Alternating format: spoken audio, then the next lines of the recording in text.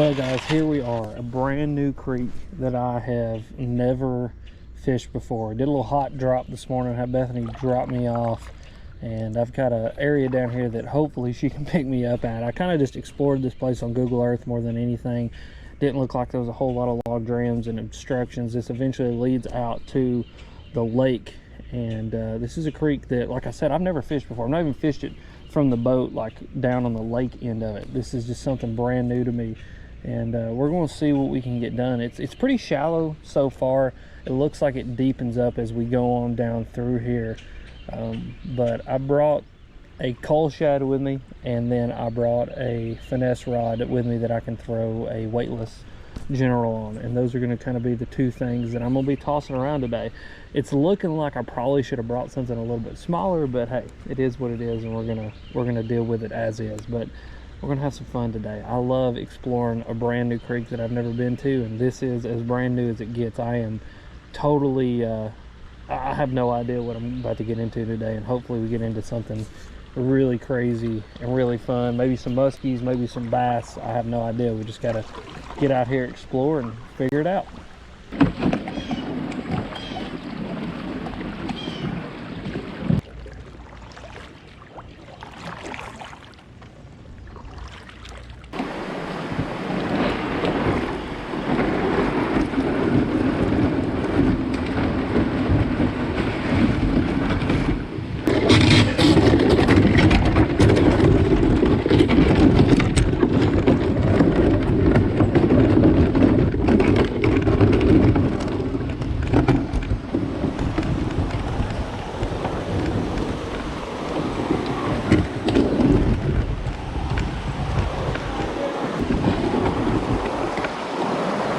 Stop recording. Well guys, as you can see, we've got this big man-made pipe system here, and I think that honestly is kind of what's been hurting us as far as catching bass. So from here on down, there's no man-made obstructions anywhere, and so I'm hoping, with that being the fact, that it's allowed these bass to navigate up this creek out of the main lake, and that we'll have a population of bass living up here that wants to eat stuff. And so yeah, that's our last big obstacle. It looks like, I mean, from what I can tell on Google Earth, it's a pretty open creek all the way down through here, which is helping. I mean, it's making this little float go by pretty quick. We've only been out here about an hour and a half and already got the first half of the float done. And so it's a quick float, and I think, again, those man-made obstructions are what were keeping us from being able to catch as many fish. So still bass. I mean, we still saw some, which fascinates me. Makes you wonder how they got there. But yeah, we're gonna keep on. There we go. There we go. There we go. Man, that's fun. What'd I say? Get past those man-made obstructions. Start catching some freaking fatties on the cull shad. Oh, that's fun. Look at the freaking belly on that one, guys. That's awesome. Look at him, he's like almost deformed. He's so fat. That's awesome. Such a pretty fish. Thanks, bud. And so there you go, guys. Just like I was saying, I think if we get past those man-made obstructions, that our chances of catching fish are going to start going up, because it allows these fish to navigate this creek and not have to worry about giant concrete structures separating them from being able to get where they want to go. So fish number one of the day finally in the boat. We've seen a few spots, but none of them bit, but that one definitely did, and that was a ton of fun.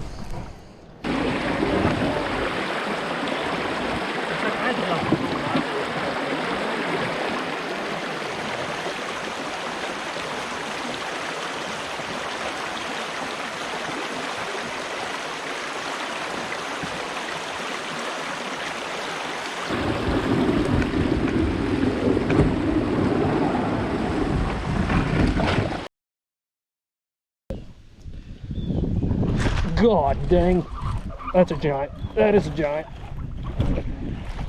Golly, I ate that thing right off the top of the water. Oh God, that's fun. He's not even that big. He's just mean as can be. Oh yeah. Yep. I would, next time I do this float, I'm not going to do that upper half. Yeah. Yeah, it's deeper and it just is easier to get in and out of. Woo! Looky there, guys. That's fun. On the phone with Bethany. She's my lucky charm. Her and Dad are my lucky charms. Another one on the Cull Shad. That's funny. Is the little creek fish on the Cull Shad is hilarious to me. Get out here, bud. Thanks, man.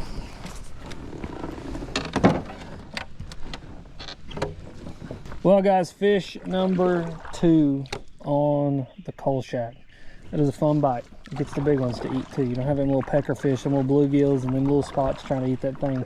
If there's a big fish in the area, it is going to crank it, and that's what that fish just did, and that was a ton of fun. But yeah, we're gonna keep on going here. Like I said, I think those man-made obstacles, those big concrete, I don't know, water pass through thing, I don't even know what you would call that. It's just like a giant culvert system, was keeping a lot of these fish from getting up there. And so now that we're down here in this lower end of this float and in this creek, I think we're going to start running into a lot more fish that are more willing to eat. And so you just got to keep going.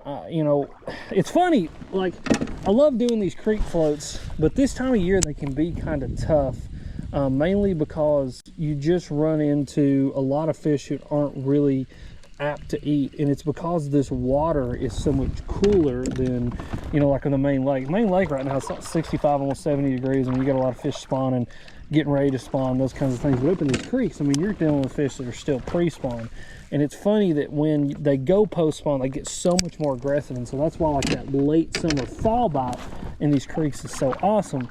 But, you know, coming out here and exploring and kind of getting the feel for what it's going to be like in the fall, I think is super important. And so I like that this second half of this float so far. I think this is going to be the kind of easier one to access and to get into and to actually catch fish. And so yeah, we're going to keep exploring, see how many more fish we can catch, and just, that's kind of what today's mission is just an exploratory mission to figure out exactly what lives here and what we can catch, and hopefully come back to it and do better in the fall.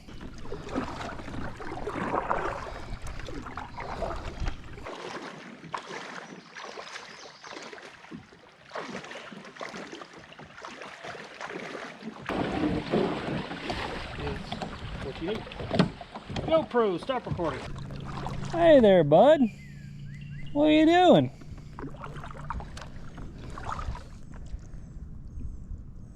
Moo. Well, we have a friend. We have a cow friend. I've never passed a cow in the water. I don't know how this is going to go. Hey, man. He's a cow. Can't. Yeah, I guess he could hurt me. I don't know. I don't think he's going to hurt me. Hey, bud. Yep, there we go. Going out the water there. I ain't gonna hurt you. I ain't gonna hurt you. He said, I don't know that. Hey there, bud. There's another one. That's a largemouth. That's fun, man. A little largemouth action there. I was wondering if we were gonna run into any largemouth today, just because we're getting closer to the lake, and that's what's going to live in the lake way more than lives up in these creeks. A largemouth there on the Cull Shad again. Thanks, bud. Well, it's fish number 3. Thanks, bud. You're good luck. It's funny. I guess the bass don't mind if cows are in the water with them. Interesting. It's that black cow bite. Mm. I've always been worried that a bull, like I come across a bull, there's a lot of these creeks, like, you know, farmers use for water sources for their cattle and stuff, and I'm always scared that I'm gonna be going down through here and like run into some big old pissed off bull and him try to get me, which I don't know. I mean, how efficient is a large cow in the water? Not like or a water buffalo or anything like that. I mean, I just wonder. Weird, I have a couple weird, what's the word I'm looking for? Just like totally, they don't make any sense, like irrational fears. The first one is that a tree's gonna fall on me while I'm fishing. That's my first one. And then like the second one is like a really like just strange interaction with an animal. You know, I mean, I've had a dog jump in my boat before, so What's the difference between a dog and a cow, I guess? I don't know. Let's plan here, bud. I just don't want to get in between you and the bank. Come on, move on now. See, this is that irrational fear coming true. I gotta come through there. Yeah, I gotta come through. Go, go. There you go. Get over that way. You're a pretty cow, though.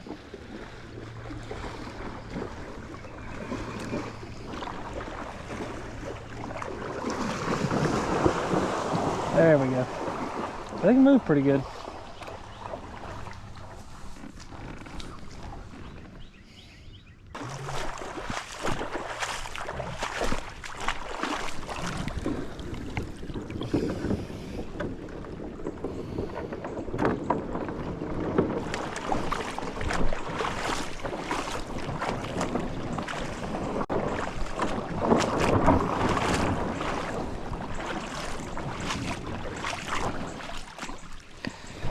Guys, check this out.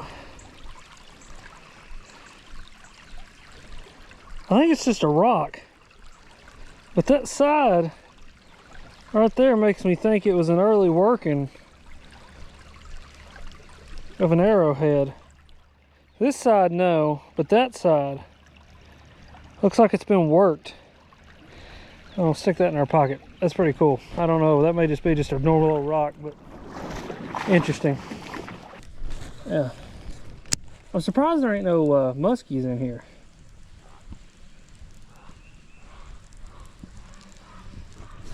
Yeah, that's what I've been saying. I kept saying I'm gonna throw in one of these trees. There we go. There's another one. There we go. Oh, largemouth. Hey, you there? There we go. Caught another one. Oh, good luck charms on the phone, boys and girls. Dad, I'm telling you, he's the good luck charm. Lord of mercy, that fish wrapped that freaking cull shad. It looks like a piece of calamari. That's funny. It's a little dinker, little 13-incher. That's funny. Let's see how long that fish is actually. Let's see. He is 14 inches. Oh Lord, calm down, fish. Golly. Okay, get out of here, crazy. That was fun.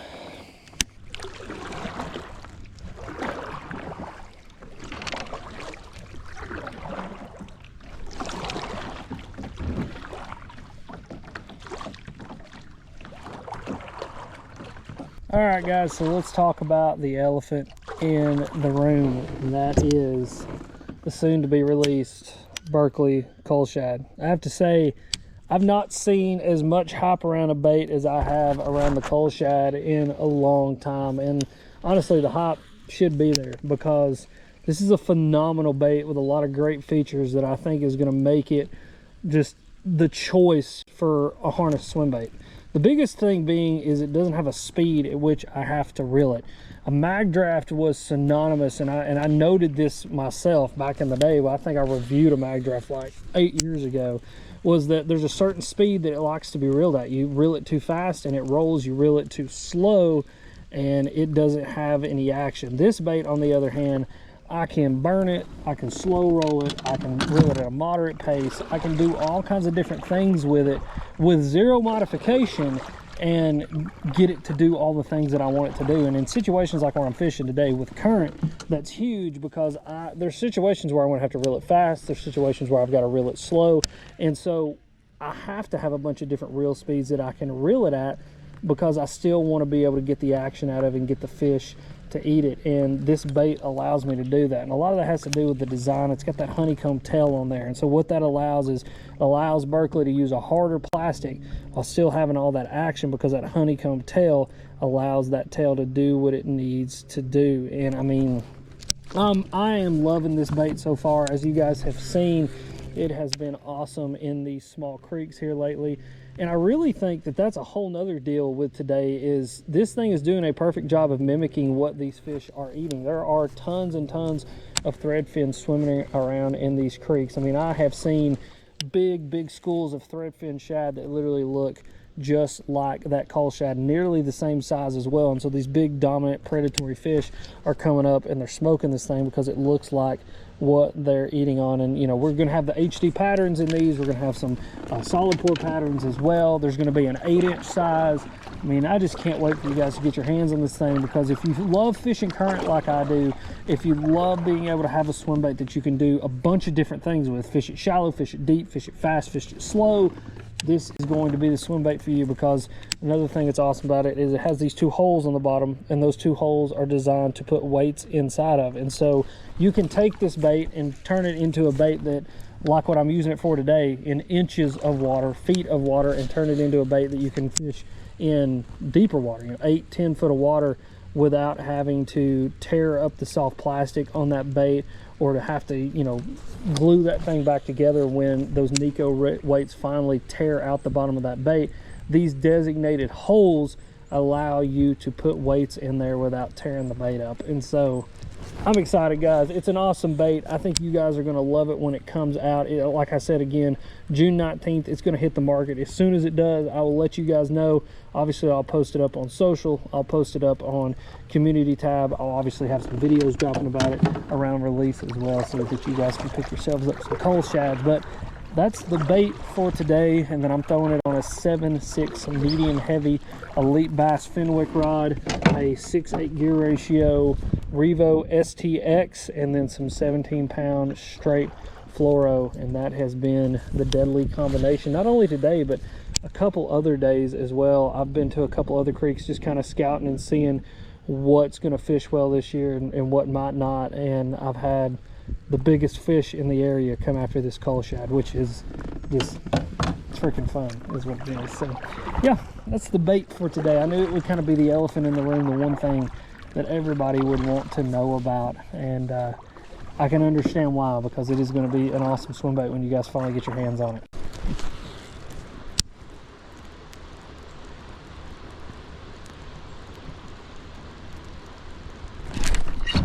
Golly.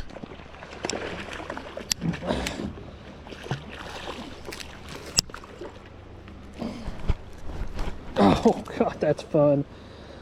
Oh, that is fun. Look at the freaking bellies on these fish, man. These are just pre-spawn fatties. Eating that cull shad too. Yeah, that bait's actually doing a really, really good job of mimicking the bait that these fish are eating. There are so many threadfin shad in here, and they are all about that size and literally look just like that bait. And so these bigger than average fish, these big predatory fish in here, are having to eat these bigger meals because that's just what sustains their existence. And I think a lot of them like are pre-spawn, like I said, which is just, oh my gosh, man, what a freaking, hopefully you guys saw that. That was an amazing bite. Just absolutely amazing bite.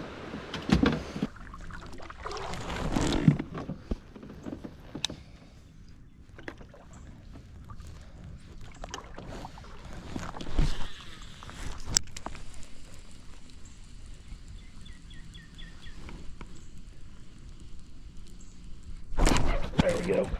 Oh man. Dead, Jimmy.